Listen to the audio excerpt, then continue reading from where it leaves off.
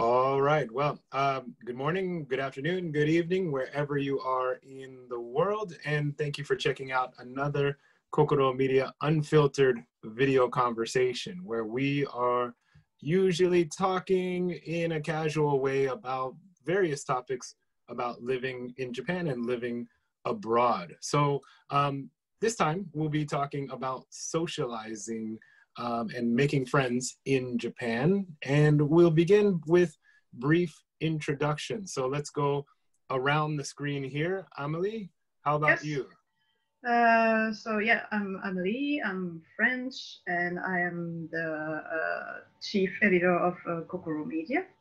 I've been living in Japan for 9 years, and yes, that's pretty much the most interesting things about me. All right. Thank you. And Ayane, how about you? Okay, hello everyone. I'm Ayane from Japan, and I'm working with Amelie and Aree in the same company. Yes, that's all. All right. Thank you very much. And Aree, how about you? Yes. Hi, everyone. I'm Aree. I'm originally from the Philippines, and I've been living in Japan for how long now? About 6 years. And I work as a digital marketing specialist for the company behind Kokoro Media. Yeah. All right. Thank you. And I'm Anthony Griffin. I'm a contributing writer to Kokoro Media, and am kind of going to be the moderator, but I'll also share my thoughts on this video. I'm originally from America, and I have lived in Japan for 12 years. So this is our group for the evening. So let's jump into the first topic. So obviously it's the holidays, and let's start by talking about socializing during the holidays in Japan, Christmas, New Year's. I think many of our watchers and audience members will be interested to hear what's similar to their countries and what's different. So would anyone like to share their thoughts? I guess I can start. Please, yeah. So where I come from in the Philippines, we do a lot of Christmas parties. So we do in school, at work, and in like families, we do Christmas parties and we do like exchange gifts. And then aside from that, we also have like New Year's parties. But in Japan, I guess Christmas parties are not really a big thing. But what I think is an equivalent to New Year's parties here is bonenkai, or like year-end parties, which unfortunately this year I don't think a lot of companies will be doing it, but that's usually an event that happens during the holidays in Japan. Okay. Now, can you tell us a little bit more about what a bonenkai is like, the experience, just for those who aren't familiar with the term? In my experience, we usually we like the company and the employees just go out for dinner and go out drinking and just it's like a otsukare sama deshita party, kind of like a job well done for the whole year kind of party. Okay, got it. Now, correct me if I'm wrong, you know, and Ayane, you're probably in the best position to do this, but if you look at the kanji characters for bonenkai, doesn't it kind of mean like to put the year behind us or to forget the year and move on to the next one? Is that correct? Yeah, that's correct. Okay. So can you tell us more about this custom? Actually, I was a student last year, so I didn't know much about bonenkai, but yeah, maybe. Yeah, last year I just joined the bonenkai as a part-time job. How can I say? I was working as a part-time, so yeah, I joined it, and yeah, I felt like oh, it's really fun to join it because like in general, people are really like quiet in a company and like don't talk too much, but in a party they talk a lot. So it's really interesting. I think alcohol Right. is the main reason for that. Absolutely, absolutely. Yeah. All right. Amelie, any thoughts on this particular tradition?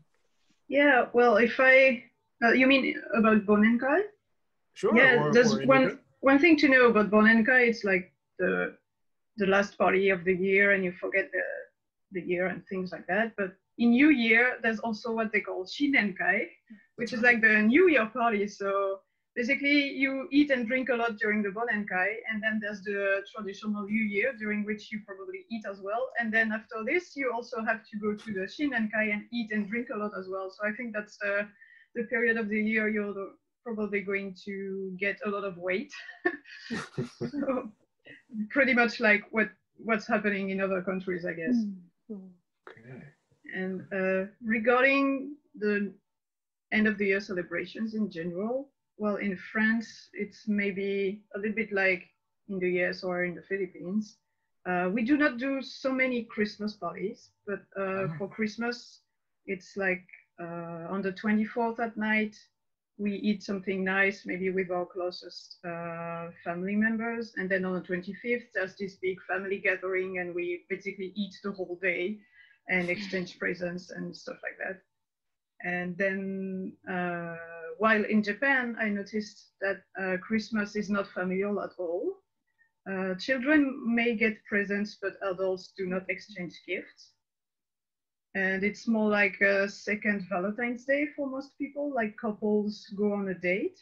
By the way, Ayane, do Japanese couples go on a date on the 24th, or do they do something on the 25th?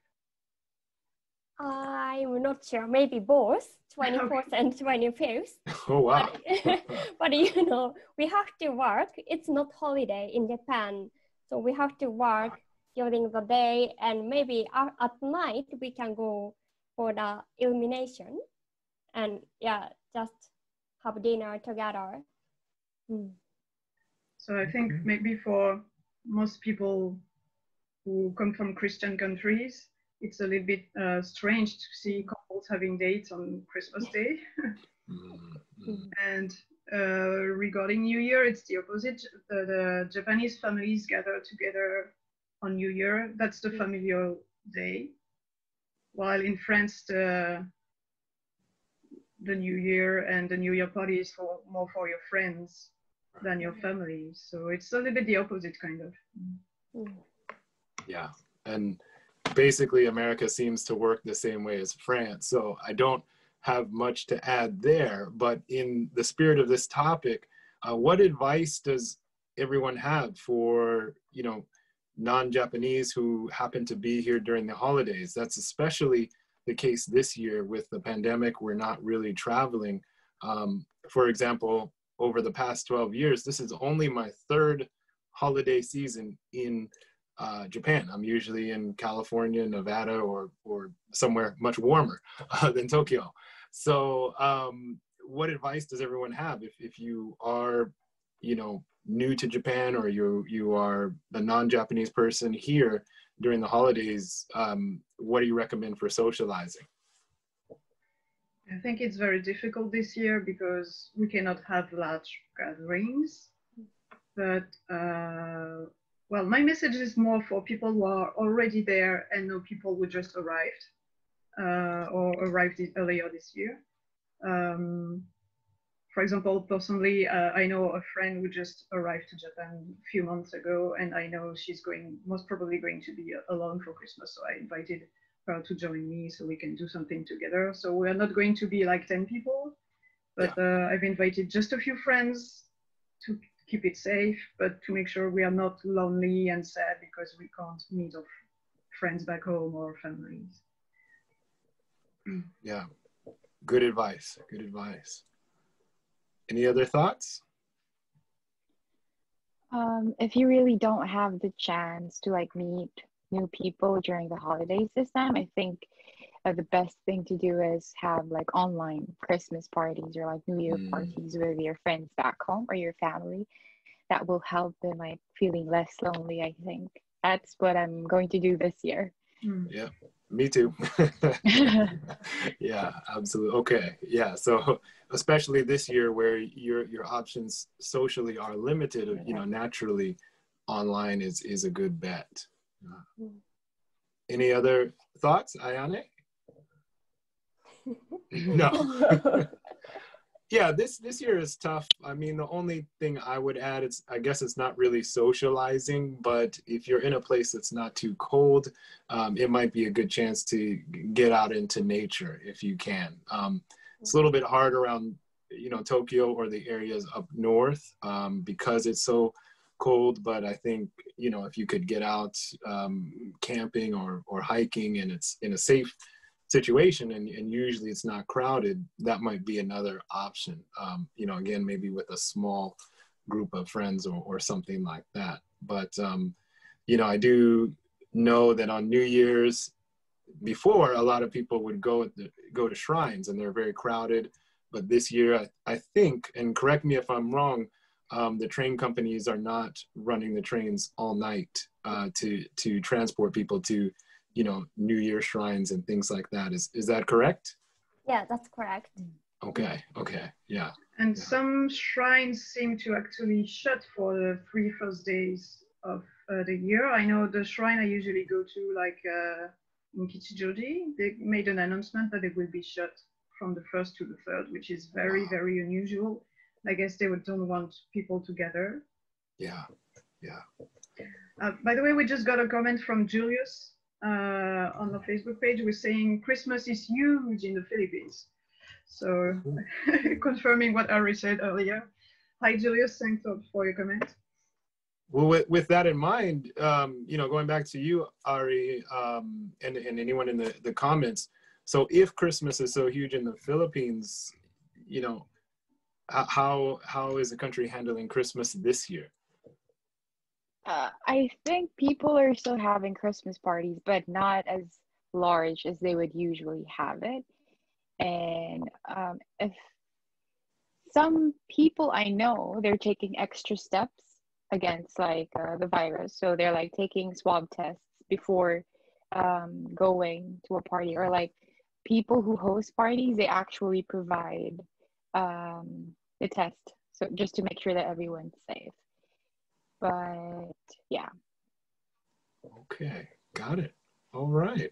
Well, great to have a comment, and thank you all for your thoughts. However, we do have some other topics to cover, and these are going to be more general. So once we get through this pandemic, eventually we're going to get back to socializing as we normally would. So let's talk about, for example, just making friends in general. So whether you've been in Japan for a while or you're new to Japan, you know, what is a good way to make friends and build a social network here? Can I start? Please, yeah. I think a good way to make friends is to join some kind of activity or club, anything you're interested in Tokyo, because you may get along very well with your colleagues, but colleagues can become friends, of course, but if you want to make sure you're not going to talk about work, or if you really want to change your mind, you're going to need other kind of friends. And choosing some kind of activity, well, in Japan, there's really lots of clubs and places where you can learn basically anything. So you can pick up something and join, and then you will find people who have the same interests as you have. Well, that's a very basic advice that you can use if you're moving in a new city, maybe anywhere in the world, but it's working well. Yeah, I absolutely agree. In my case, I basically make friends the same way I would in the States, you know, through common interests. So I'm somebody that wears my hobbies on my sleeve. It's always obvious what I'm into. So I think if you join like running groups or cycling groups or hiking groups, or if you're into cars, you're gonna naturally make friends through those hobbies. And before the pandemic, meetup.com was a great way to do that here in Japan. They had a lot of great communities, and I'm sure it'll come back as well. So I agree with that. And I actually also do think, you know, you can make some great friends with your coworkers. As Amelie mentioned, you know, sometimes people are very work focused, but, you know, companies can be very close knit here. And I also have had met some great friends that I still keep in touch with all over the world through my work. So I definitely recommend, you know, making friends on the job. But any thoughts, Ayane, Aree? I usually catch up with my friends from school or people who are working in a same company. So I don't know how to make new friends. Now, what about when you lived in Australia, when you went to a new country? I went to school and there are lots of international people and local people as well. So yeah, I tried to start conversation and talk to them a lot. Okay. So you had a group with you when you moved, you went to Australia. So Yeah. you were ready. Mhm. Okay. Got it. All right. Any other thoughts, Aree? I think another way to make friends is like when your coworkers have like other friends and then they introduce you. I think that's a good way to also network. I have before I worked with someone and she just moved to a new place and she hosted a housewarming party. So I came and then her friends also came and then her friends became my friends. So it's a nice way to socialize. Okay. So it seems like we all, for the most part, have the same methods of meeting new people. I want to challenge everyone here and ask, is there a way that's unique to Japan that anyone can recommend? Yeah, maybe going to the local small izakaya. I think maybe I mentioned this earlier in a previous talk, but if you go to this, well, after Corona is more recommended, obviously, but if you go to these small places where there are maybe like 5, 6 seats, and if you can speak a little bit of Japanese, you can make like drinking friends. So most probably maybe people will only meet there. Well, if you're getting very friendly with them and you get friends with them, you may see them outside of the place, but you can have these weird izakaya drinking buddies you're going to talk to for 2 hours, like maybe once a week, and it's typical to Japan, I think. Yeah, absolutely. Thank you for that. Yeah, that's true. If you are, you know, brave enough to go to a bar and drink on your own on a regular basis, you're going to meet the regulars at that place, especially if it's a small neighborhood establishment. So very good option. Yeah. And as Aree mentioned earlier, alcohol helps a lot to talk about many things here.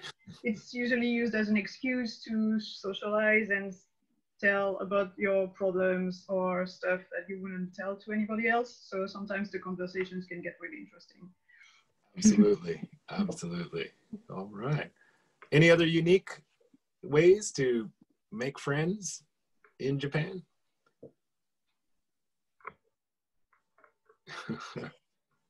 Probably not unique in Japan, but like an unconventional way that I have made a friend is through Twitter, like social media.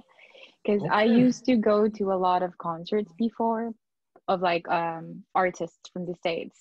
So there, I don't have like friends in Japan who are into the same music or into the same artists.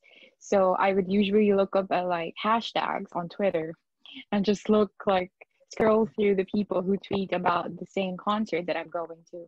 And I actually saw one person tweeted about this and this concert, and he happens to be Filipino as well. So I was like, okay, maybe I should message him. It's not, I don't have to, I I don't have anything to lose, so I did message him. And then on the day of the concert, we met and we had fun during the concert together. And then now we're still friends. So I think it's an unconventional way, but also a great like way to make friends. Yeah, awesome. So it kind of connects back to, you know, just seeking people who are Have the interested same interest. Yes. yeah, okay, okay. And maybe if your interests are very focused, very specific, it might be easier to connect. Maybe. Okay. Yeah, since we're talking about social media, well, it's not very peculiar or very specific to Japan, but there are many groups, Facebook groups, for example, for foreigners in Japan. So, and groups may depend also from on the city where you live in. Like there's a Facebook group for Tokyo and there's one for Osaka. So if you're living in a big place, there most probably is some kind of group, which is nice because, well, you can ask to meet for people if you have no idea who to meet, and you can also make friends who may speak your language, which is useful sometimes. Yeah, yeah, very good point. And thank you for mentioning that, because I mentioned meetup.com, but obviously Facebook groups, you know, there are tons of categories, tons of events, and they're built around hobbies and life in Japan as well. So yeah, that also is an excellent recommendation. Yeah. Okay. Well, the bottom line, it seems like, generally speaking, if you want to make friends here, basically the solution is a global one. You know, search for people who have similar interests and maybe connect with people at work. But let's talk about building or finding a support group. So what that means is, you know, if you're coming to Japan and you haven't learned the language and you're learning the culture as you go, sometimes things get difficult. You know, what if you get hurt and you need to go to the hospital and no one speaks English there? Or what if you have to do some important paperwork at City Hall and again, there's no English support. Even when you're starting to work and you need to open a bank account, a lot of banks still have very little English help. Again, there's cultural issues. So how do you make sure you have people you can rely on or turn to help you in some of these challenging situations? Well, that's a difficult question. It is. It is. Personally, I already knew one or two people who could help me and who were located in Tokyo before coming to Tokyo. So I didn't have to look for them after coming there. So I don't really know how people usually do. Hopefully, if you come here for work, maybe one or two persons at your company can help you. And if you're a foreign exchange student, usually it's easier because the school always have a few people who are here for that specific help. Yeah, I certainly agree. I had a few contacts here before I came, so I had people I could call. I came over with a company and they had a great support structure as well. They helped me get set up with living, as you can read about in my recent article on renting an apartment. They helped me with the bank account, which is incredibly complicated in Japan as well. And they kind of had a built-in social network. If I did have problems at the hospital, there were people I could call. So absolutely, one, if you can make friends before moving here during your vacations or social media or whatever, that helps. If you come over with a company as well, a good company, hopefully they will have a great network for you too. Aree, Ayane, any other ideas? For me, when I came to live in Japan, my mom was already here, so she kind of was my support group. Yeah, I didn't have to think about all that stuff by myself. I had her to help me. But now, my main support group, I think, is my coworkers. Okay, awesome. All right, so of course, it's great if you could have family here. I'm glad you mentioned that. I certainly wish that were the case for me. but after your family, your coworkers are your greatest support group. Awesome. All right. Ayane, any thoughts? I don't know much about it, but yeah, maybe schools and companies are helping you to find a house or like how to make a bank account. But maybe it might be good to find out Japanese people who can speak English, like on the app. Like sometimes you can use the like online app to meet up with people online. Yeah, and they can maybe help you your language and you know how to live in Japan or like how to go there or you know. Okay. So do you mean maybe like a language exchange kind of application? Yes. Okay, got it. And of course, I have to ask, how did you handle these problems when you went to Australia? My school was offering the service as well as the government was. Australian government had some like institute who which are helping Japanese people. So I always calling them and emailing them and asked some questions. Okay. And actually, I'm glad you brought that up, and I should take this opportunity to say, of course, if you have some serious major problems, hopefully you can contact your embassy as well. So, you know, when you do come to Japan, make sure, if you're an American, I believe you can register with the embassy just so that they are aware that you are here and not in America. So speaking of the government as well, it is good to be familiar with the embassy just in case. And you know, there's certain services you're going to want to be aware of. So for example, if you're like me and you stay here a very long time, you're probably going to need to renew your passport here in Japan, which means you'll need to go to your embassy. So speaking of the government, that is probably the top support group in Japan as well. Yeah. All right. Any other thoughts on finding or building a support group? Yeah, well, the Facebook groups I mentioned earlier, they're mainly used for people who need help. So, well, from what I noticed, most of people who need help for language problems or like personal problems, like problems with their neighbors and they don't know what to do. Lots of different kind of advice are often requested on this kind of foreign residence groups because we all know things do not work the same here than they work elsewhere. So it's a good place to start if you don't know anybody who can help you with your problem. However, like everything on social media, you also need to be careful about what the advice people give you because sometimes people pretend to know that something and they don't really know about what they're talking of. So that's a two-edged sword, kind of.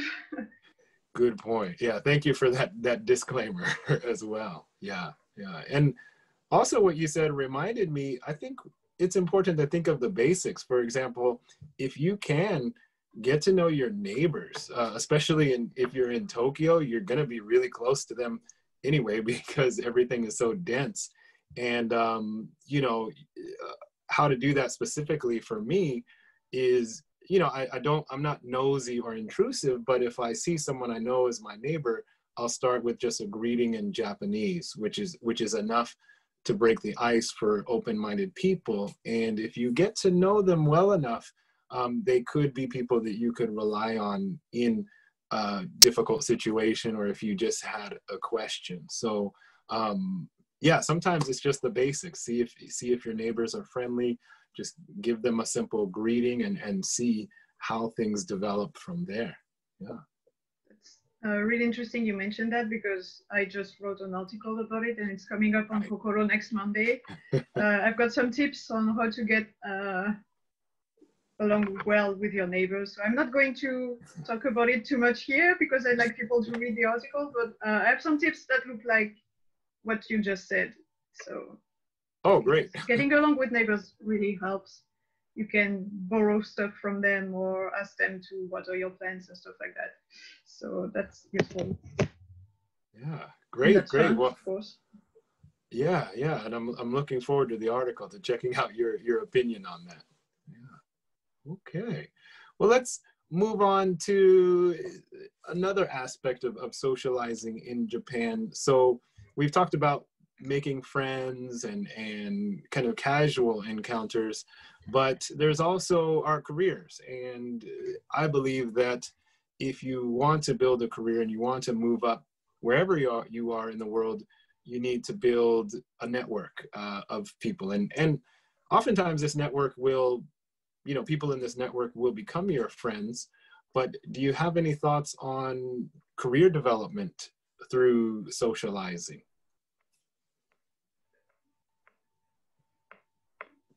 Uh-oh, everyone got quiet.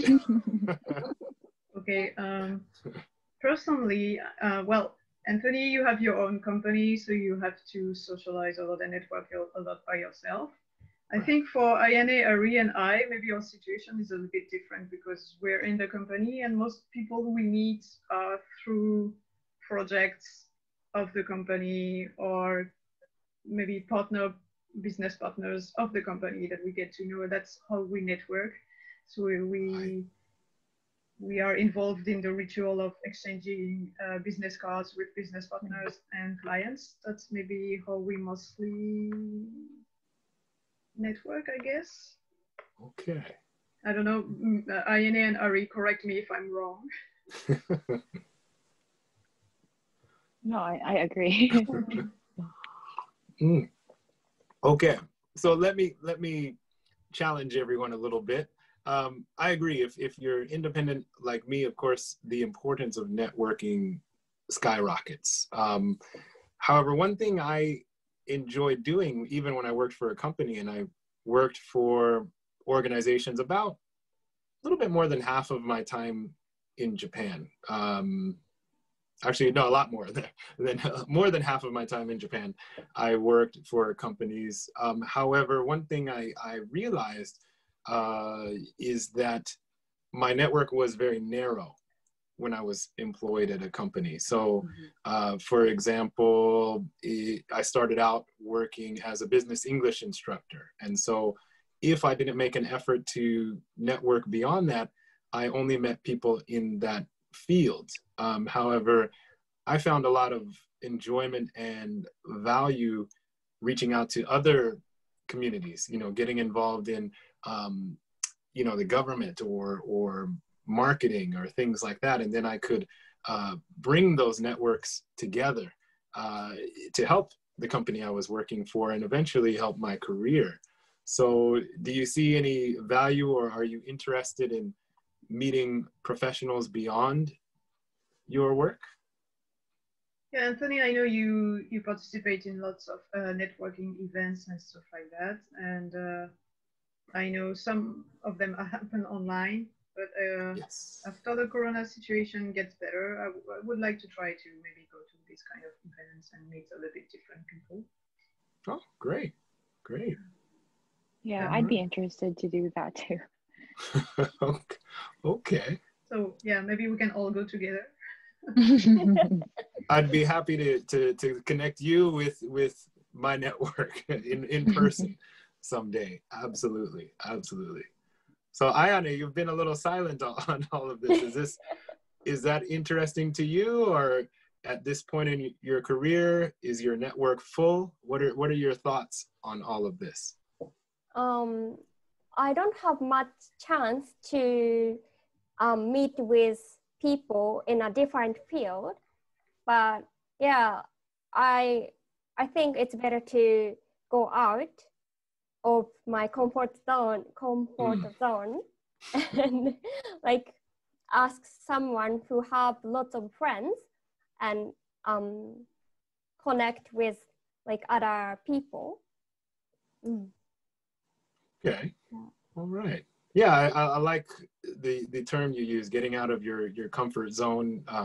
Based on my experience, a lot of good things happen when you do that. And just to kind of bring all of this back on topic, one of the reasons I suggested this topic is networking sounds very rigid and sounds very businessy.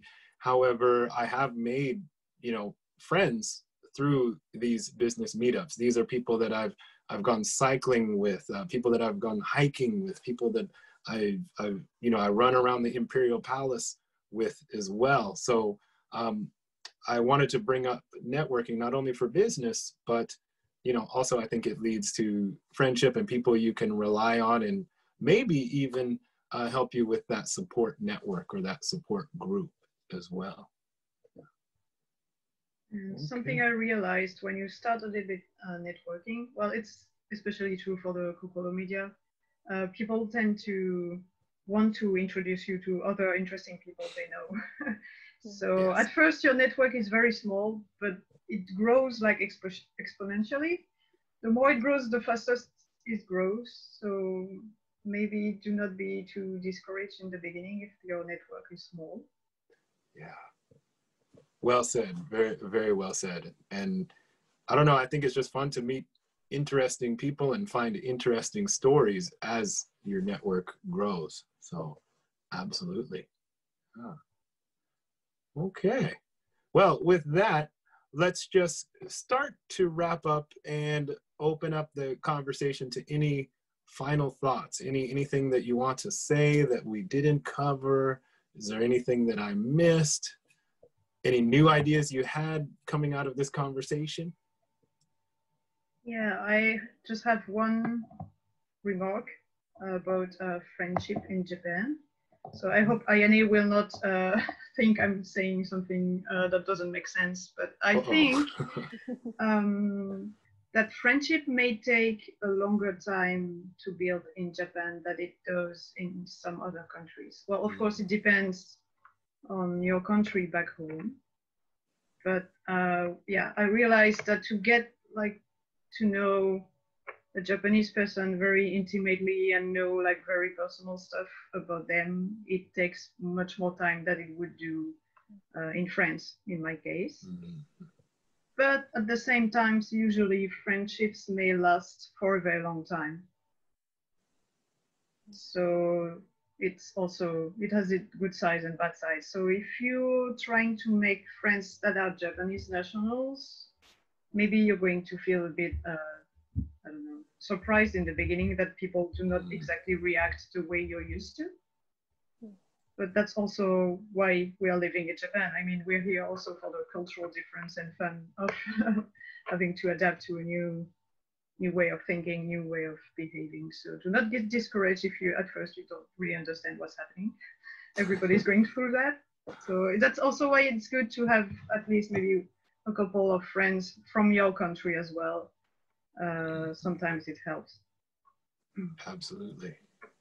So, Ayane, any comments on that?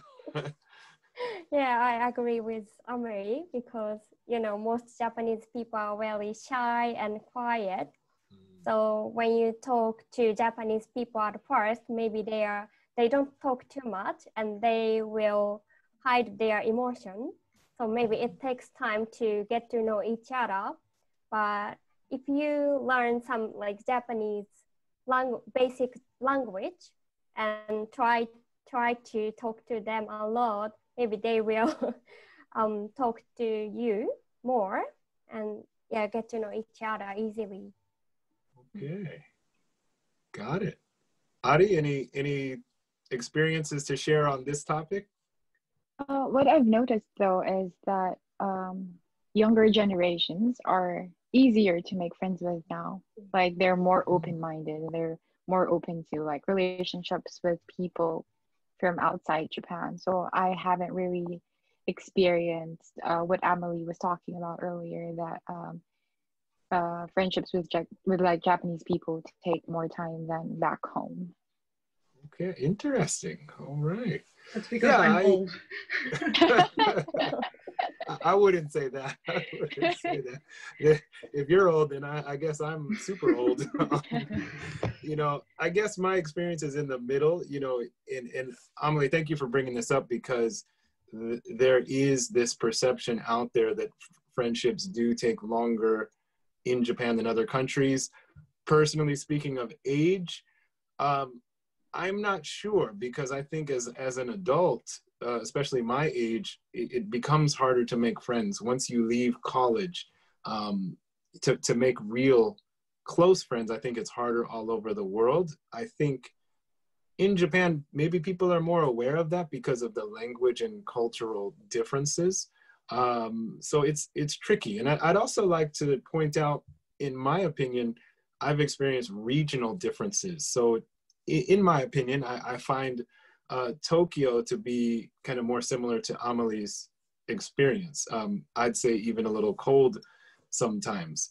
However, you know, once I get out to the countryside, even the next prefecture over, and I'll be riding my bike or something, and people will greet me and start talking to me, and I'm surprised, because I'm coming out of Tokyo where people really keep to themselves. But you know, getting out into other prefectures in other part of the country, maybe Kansai, people might start joking with you all of a sudden.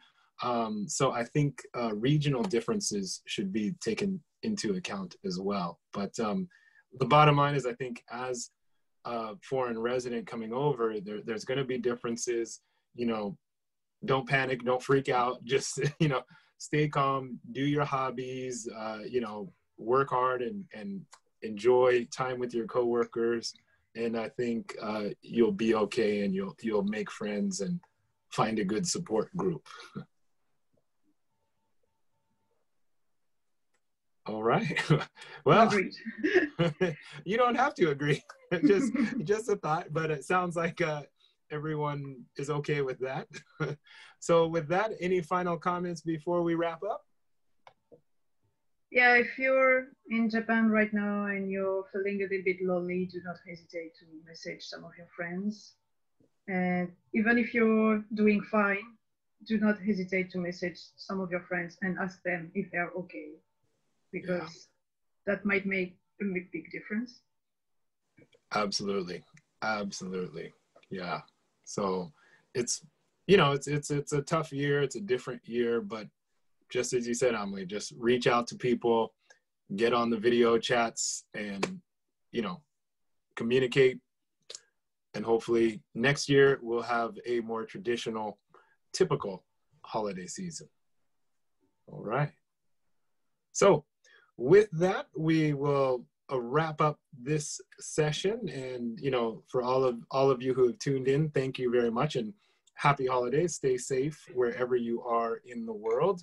And if you're interested in anything that we talked about in our content, be sure to check out our website, sign up to our newsletter, and follow us on Twitter, LinkedIn, or Facebook.